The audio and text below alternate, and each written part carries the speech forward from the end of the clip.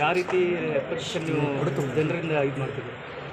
ಗೋಕಾಕ್ ಮತ್ತು ಅರಬಾವಿ ಮತಕ್ಷೇತ್ರ ಕೂಡ ನನ್ನ ಸಪೋರ್ಟ್ ಮಾಡ್ಕೊಂಡು ಬಂದ ಕ್ಷೇತ್ರ. 2014 ಚುನಾವಣೆಯಲ್ಲೇ ಭಾಳಷ್ಟು ನೀರಾದಂಥ ಈ ಒಂದು ಭಾಗದ ಜನರ ವಿಶೇಷ ಒಂದು ಇಡೀ ಬೆಳಗಾವಿ ಜಿಲ್ಲೆಯಲ್ಲಿ ಇವತ್ತು ಕಾಂಗ್ರೆಸ್ ಪರವಾದಂಥ ವಾತಾವರಣ.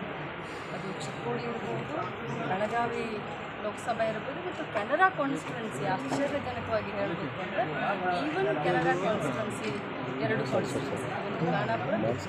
ಸೊ ಇಡೀ ಜಿಲ್ಲೆಯಲ್ಲಿ ಇವತ್ತು ಕಾಂಗ್ರೆಸ್ ಪರವಾದಂಥ ಅಲೆ ಮತ್ತು ವಾತಾವರಣ. ಕೋಲಾರದಾಗ ಸಂಬಂಧಪಟ್ಟಂಗೆ ಮುನಿಯಪ್ಪ ಅವರ ಅಳಿಯರಿಗೆ ತುಂಬ ವಿರೋಧ ಆಗ್ತಾ ಇದೆ. ಸೊ ನಿನ್ನೆ ಒಬ್ಬರು ಸಚಿವರು 3 ಶಾಸಕರು 2 ವಿಧಾನಸಭಾ ಸದಸ್ಯರು ರಾಜೀನಾಮೆ ಕೊಡೋ ಪ್ರಯತ್ನ ಮಾಡಿದ್ದಾರೆ. ಸೊ ಅದನ್ನು ಕಂಗಟ್ಟಾಗಿದೆ. ಅದರ ಬಗ್ಗೆ ತಾವೇನು ನೋಡಿ, ಅದ್ರ ಬಗ್ಗೆ ನಾನು ಯಾಕೆಂದರೆ ನಾನು ಎಲೆಕ್ಷನಲ್ಲಿ ಬ್ಯುಸಿ ಇರೋದ್ರಿಂದ ಬೆಳಗ್ಗೆ 8 ಗಂಟೆಗೆ ಬಿಡ್ತಿದ್ದೆ, ರಾತ್ರಿ 12 ಗಂಟೆ 1 ಗಂಟೆಗೆ ಮನೆ ಬರ್ತೀವಿ. ಅದ್ರ ಬಗ್ಗೆ ನನಗೆ ಜಾಸ್ತಿ ಗೊತ್ತಿಲ್ಲ. ಬಟ್ ಬೆಳಗ್ಗೆ ಬರಬೇಕಾದ್ರೆ ಸೋಷಿಯಲ್ ಮೀಡಿಯಾದಲ್ಲಿ ಅದ್ರ ಬಗ್ಗೆ ನಾನು ನೋಡ್ತೇನೆ. ಭಾಳಷ್ಟು ಆಕಾಂಕ್ಷಿಗಳು ಇದ್ದಾಗ ಈ ರೀತಿಯಾಗೋದು ಸಹಜ. ಬಟ್ ನಮ್ಮ ಹೈಕಮಾಂಡ್ ಆಗಿ ನಮ್ಮ ರಾಜ್ಯದ ನಾಯಕರಾದಂಥ ಸಿದ್ದರಾಮಯ್ಯ ಸರ್ ಮತ್ತು ಡಿ ಕೆ ಶಿವಕುಮಾರ್ ಸರ್ ಅದನ್ನು ಏನೇ ಗೊಂದಲಗಳಿದ್ದು ಅದಕ್ಕೆ ಶೀಘ್ರವಾಗಿ ತೆರೆ ಎಳೆದು ಎಲ್ಲರೂ ಒಗ್ಗಟ್ಟಿನಿಂದ ಎಲೆಕ್ಷನ್ ಮಾಡಿದ್ರು ಒಮ್ಮತದ ಅಭ್ಯರ್ಥಿಯನ್ನು ಕೂಡ ಕೊಡ್ತಾರೆ. ಮೇಡಮ್, ಜಗದೀಶ್ ಶೆಟ್ಟರ್ ಹೇಳ್ತಾರ ಬೆಳಗಾವ್ ನಂದು ಕರ್ಮಭೂಮಿ, ನಾ ಏನು ಹೊರಗಿಂದ ಬಂದಿಲ್ಲ, ನಾ ಇಲ್ಲೇ ಮನೆ ಮಾಡಿದ್ದಾನೆ, ಕರ್ಮಭೂಮಿ ಇದೆ ಬೆಳಗಾವ್ ನಂದು. ನೋಡಿ ಪಾಪ 6 ಸರಿ ಜಗದೀಶ್ ಶೆಟ್ಟರ್ ಅವ್ರನ್ನ ಹುಬ್ಬಳ್ಳಿ ಜನತೆ ಆರಿಸ್ಕೊಳ್ತಾರೆ. BJP ಪಕ್ಷ ಯಾವುದೇ ಒಬ್ಬ ನಾಯಕ ರಾಜಕಾರಣದಲ್ಲಿ ಬಂದ ತಕ್ಷಣ ಅತ್ಯುನ್ನತ ಪದವಿಯನ್ನು ಏರಬೇಕು ಅಂತ ಹೇಳಿ ಎಲ್ಲರೂ ಪ್ರಯತ್ನ ಮಾಡ್ತಾರೆ, ಕನಸನ್ನು ಕಟ್ತಾರೆ. 6 ಬಾರಿ MLA ಆದಂಥ ಒಂದು BJP ಪಕ್ಷದಿಂದ ವಿರೋಧ ಪಕ್ಷದ ನಾಯಕರಾದರು, ಮಂತ್ರಿಗಳಾದರು, ಮುಖ್ಯಮಂತ್ರಿಗಳಾದರು, BJPಯ ರಾಜ್ಯಾಧ್ಯಕ್ಷ ಆದರು, ಇಷ್ಟೆಲ್ಲ ಸೀಟನ್ನು ಅನುಭವಿಸಿ ಈಗ 6 ಸರಿ ಗೆದ್ದು ಕಳಿಸಿದಂಥ ಜನರನ್ನ ಇದನ್ನು ಮಾಡಿ ಅವ್ರನ್ನ ಹೊರಗಡೆ ಹಾಕಿದ್ದಾರೆ. ಹುಬ್ಬಳ್ಳಿ ಧಾರವಾಡದವರೇ ಅವ್ರನ್ನ ಹೊರಗಡೆ ಹಾಕಿದ್ದಾರಲ್ಲ. ಹೊರಗಡೆ ಹಾಕಿದವರು ಇಲ್ಲಿ ಬಂದು ಇದು ನನ್ನ ಕರ್ಮಭೂಮಿ ಅಂತಂದರೆ ಇನ್ನು ನಾವೇನು ಸುಮ್ಮನೆ ಇರಬೇಕು? ಈಗ ನಾಳೆ ನಾನು ಹೋಗಿ ಹುಬ್ಬಳ್ಳಿ ಧಾರವಾಡಗೆ ಹೋಗಿ ನಾನು ಕರ್ಮಭೂಮಿ ಅಂತಂದರೆ ಒಪ್ಕೋತಾರ ಜನ? ಇನ್ನು ನಾವೇನು ಹುಚ್ಚರಿದ್ದೀವ? ಇಲ್ಲಿ ನಿಮ್ಮ ಬೆಳಗಾವಿ ಜಿಲ್ಲೆ ಜನರು ನನ್ನ ಬಕ್ರ ಮಾಡೋಕ್ಕೆ ಬಂದಿದ್ದಾರೆ. ಸೊ ಗೋಬ್ಯಾಕ್ ಶೆಟ್ಟರ್ ಅನ್ನುವಂಥ ಒಂದು ಸ್ಲೋಗನ್ ಇದೆ. ಸೊ ಅದು ನಿಮಗೆ ಲಾಭ ಆಗ್ಬೋದಾ? ಖಂಡಿತವಾಗ್ಲೂ ಲಾಭ ಆಗುತ್ತೆ. ಇದು ಗೋಬ್ಯಾಕ್ ಶೆಟ್ಟರ್ ಅನ್ನುವಂಥದ್ದು ಅವರ ಪಕ್ಷದ ಕಾರ್ಯಕರ್ತರೇ ಶುರು ಮಾಡಿದ್ದು. ಅವರ ಪಕ್ಷದ ಕಾರ್ಯಕರ್ತರ ಸ್ವಾಭಿಮಾನಕ್ಕೂ ಪೆಟ್ಟು ಬಂದಿದೆ ಮತ್ತು ಇಡೀ ಬೆಳಗಾವಿ ಜಿಲ್ಲೆಯ ಜನರ ಸ್ವಾಭಿಮಾನಕ್ಕೆ ಕೂಡ ಪೆಟ್ಟು ಬಂದಿದೆ. ಇವತ್ತೊಂದು ಸ್ಟೇಟ್ಮೆಂಟ್ ಅವ್ರದ್ದು ನೋಡ್ತಾ ಇದ್ದೆ ನಾನು. ಏನು ಮೋದಿಯವರು ವಾರಾಣಸಿಯಲ್ಲಿದ್ದಾರೆ, ಆಮೇಲೆ ಯಾರೋ ರಾಜ್ಯಸಭಾ ಮೆಂಬರ್ ಎಲ್ಲಿಂದನೂ ಆಗಿದ್ದಾರೆ. ಇವರೇನು ಮೋದಿ ಅಷ್ಟು ದೊಡ್ಡವರಾಗಿದೆ? ಇವರು ರಾಹುಲ್ ಗಾಂಧಿ ಅವರು ಅಷ್ಟು ದೊಡ್ಡವರ? ಏನು ಮಾಡಿದ್ದಾರೆ ಬೆಳಗಾವಿ ಜಿಲ್ಲೆಗೆ? ಏನಾದರೂ ಕೊಡುಗೆ ಇದೆಯಾ ಶೆಟ್ಟರ್ ಅವ್ರಿಗೆ ಬೆಳಗಾವಿ ಜಿಲ್ಲೆಗೆ? ನಾಚಿಕೆ ಆಗಬೇಕು. ಕೋವಿಡ್ ಸಂದರ್ಭದಲ್ಲಿ ಬೆಳಗಾವಿ ಜಿಲ್ಲೆಗೆ ತಮಗೆಲ್ಲರಿಗೂ ತಮ್ಮ ಮುಖಾಂತರ ಹೇಳಲಿಕ್ಕೆ ಬಯಸ್ತೇನೆ, ಆಕ್ಸಿಜನ್ನ ಅಲಾಟ್ ಮಾಡಿದಂಥ ಆಕ್ಸಿಜನ್ನು. ಯಾಕಂದರೆ ಹುಬ್ಬಳ್ಳಿ ಧಾರವಾಡ ಜಿಲ್ಲೆಗೆ ಬೆಳಗಾವಿ ಜಿಲ್ಲೆನ ಹೋಲಿಸಿದ್ರೆ ನಮ್ಮ ಜಿಲ್ಲೆಯಲ್ಲಿ ಜಾಸ್ತಿ ಜನಸಂಖ್ಯೆ ಇದೆ. ಜಾಸ್ತಿ ಜನರಿಗೆ ಕೋವಿಡ್ ಬಂದಂಥ ಸಂದರ್ಭದಲ್ಲಿ ನಮಗೆ ಅಲಾಟ್ ಮಾಡಿದಂಥ ಆಕ್ಸಿಜನ್ನ ಹುಬ್ಬಳ್ಳಿ ಧಾರವಾಡಕ್ಕೆ ತೊಗೊಂಡು ಹೋಗಿದ್ದಾರೆ. ನಾನು ನಾನು ಹುಬ್ಬಳ್ಳಿ ಧಾರವಾಡನ್ನ ಇದನ್ನು ಮಾಡ್ತಾ ಇಲ್ಲ. ಬಟ್ ಇವರು ಕರ್ಮಭೂಮಿ ಅಂತಾರಲ್ಲ, ಜಿಲ್ಲಾ ಉಸ್ತುವಾರಿ ಸಚಿವರಿದ್ದರು, ಕರ್ಮಭೂಮಿಗೆ ಎಷ್ಟು ನ್ಯಾಯ ಒದಗಿಸ್ಕೊಟ್ಟಿದ್ದಾರೆ? ಏನು ಮಾಡಿದ್ದಾರೆ ಇವರು ಬೆಳಗಾವಿಗೆ ಬಂದು ಕರ್ಮಭೂಮಿ ಅಂತ ಹೇಳಲಿಕ್ಕೆ?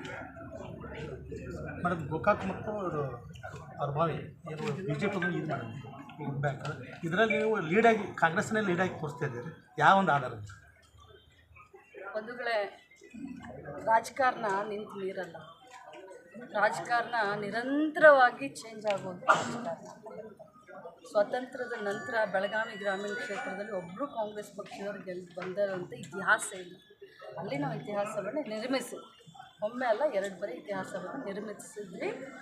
ಎಷ್ಟೋ ಕಷ್ಟಗಳು ಎದುರಾದಂಥ ಸಂದರ್ಭದಲ್ಲೂ ಕೂಡ ನಾವು ಅಲ್ಲಿ ಕೆಲಸ ಮಾಡಿ ಜನರ ವಿಶ್ವಾಸವನ್ನು ಗಳಿಸಿದ್ವಿ. ಎಲ್ಲಿ ನಮ್ಮ ಜಾತಿ ಇಲ್ಲ ಅಲ್ಲಿ.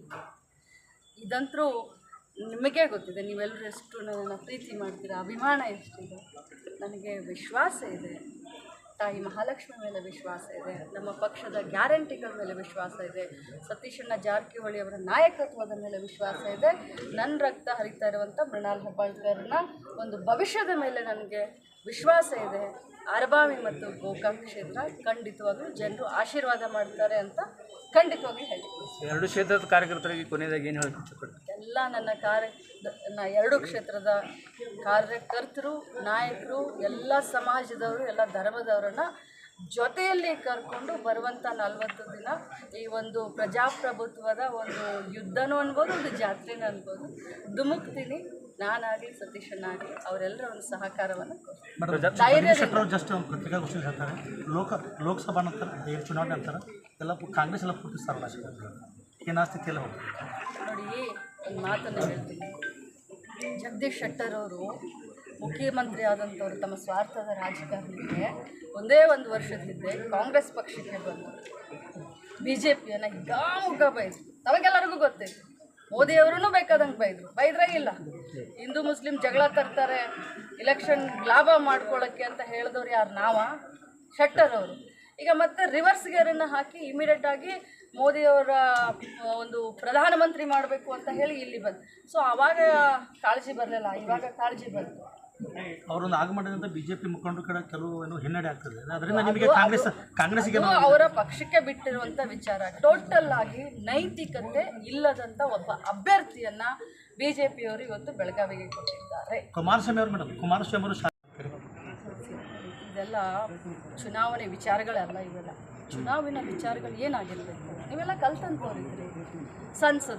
ಸಂಸದರ ಜವಾಬ್ದಾರಿ. ಡೆಲ್ಲಿಗೆ ಯಾಕೆ ಜನರು ನಮ್ಮನ್ನು ಓಟಾಗಿ ಕಳಿಸ್ಬೇಕು? ನನಗೆ ಈಗ ವಿಧಾನಸಭೆ ಕಳಿಸಿದ್ದಾರೆ. ಒಂದೇ ಒಂದು ವರ್ಷದಲ್ಲಿ 1,000 ಕೋಟಿ ರೂಪಾಯಿನ ನನ್ನ ಕ್ಷೇತ್ರಕ್ಕೆ ತೆಗೆದುಕೊಂಡು ಬಂದು ಅಭಿವೃದ್ಧಿ ಮಾಡ್ತಾಯಿದ್ದೀನಿ. ಸಂಸದರನ್ನ ಈ ಭಾಗದಿಂದ ಈ ಎಲ್ಲ ನಿಂತಂಥ ಯುವಕರು ಯಾಕೆ ಕಳಿಸ್ಬೇಕು? ಇವನು ಯುವಕ ಇದ್ದಾನೆ, ಯುವಕರ ಪ್ರತಿನಿಧಿ ಆಗ್ತಾನೆ. ಗೋಕಾಕ್ ಕ್ಷೇತ್ರ, ಅರಬಾವಿ ಕ್ಷೇತ್ರ, 8 ಕ್ಷೇತ್ರಕ್ಕೆ ಏನು ಮಾಡಬೇಕು? ಫೋಕಸ್ಡ್ ಇರಬೇಕು, ವಿಷನ್ ಇರಬೇಕು. ಕೇಸರಿ ಮತ್ತೊಂದು ವಿಚಾರ, ಅದು ಸಂಸದರು. ಪ್ರಜಾಪ್ರಭುತ್ವದಲ್ಲಿ ಡಾಕ್ಟರ್ ಬಾಬಾ ಸಾಹೇಬ್ ಅಂಬೇಡ್ಕರ್ ಅವರು ನಮಗೆ ಒಂದು ಸಂವಿಧಾನ ಬರುತ್ತೆ. ಈ ಭಾಗದ ಜನರ ಆಸೆಯನ್ನು ಮತ್ತು ಧ್ವನಿಯನ್ನು ಸಂಸತ್ನಲ್ಲಿ ಟೇಬಲ್ ಕೊಟ್ಟು ಮಾತಾಡುವಂಥ ಒಬ್ಬ ವ್ಯಕ್ತಿ ಬೇಕು, ಒಬ್ಬ ಧ್ವನಿಯಾಗುವಂಥ ಒಬ್ಬ ವ್ಯಕ್ತಿ ಬೇಕು. ಅದ್ರ ಬಗ್ಗೆ ಮಾತನಾಡ್ರಿ. ಅದನ್ನು ಬಿಟ್ಬಿಟ್ಟು ಏನೇನೋ ಮಾತಾಡ್ತಾರೆ.